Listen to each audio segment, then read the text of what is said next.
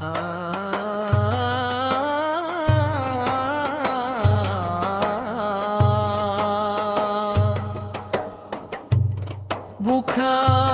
buka, buka puaslah.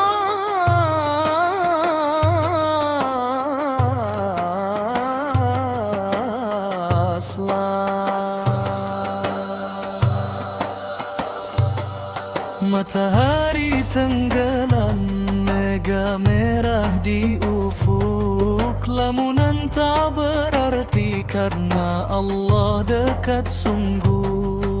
Tangan-tangan terangkat, debu puasa sucikan jiwa. Namun indarnya dunia saat kita kan berbuka. Mari kita buka bersama dengan kurma dan segelas air. Bukan soal megahnya hidangan,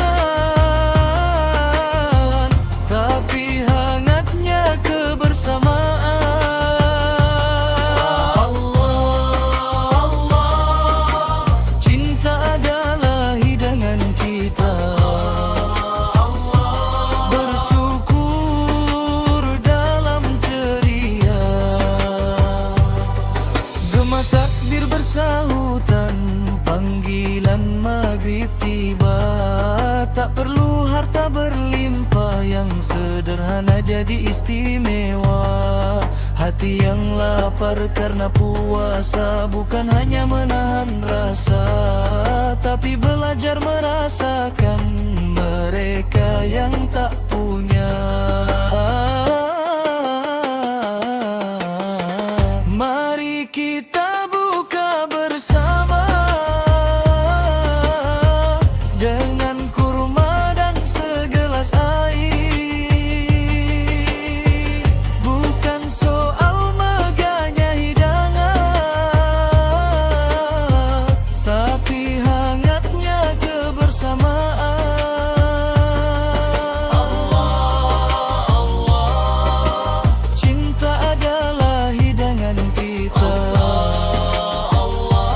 Bersyukur dalam ceria. Jangan lupakan yang tertinggal di luar sana yang menanti. Secuil kurma, selas senyum, itulah zikir yang abadi. Mari kita buka bersama, dan sebersih kurma dan air. Bukan soal megahnya hidangan, bukan pun kalah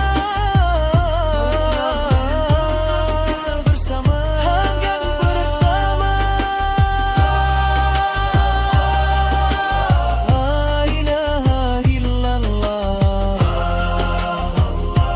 Bersyukur dalam ceria. Bersyukur dalam ceria.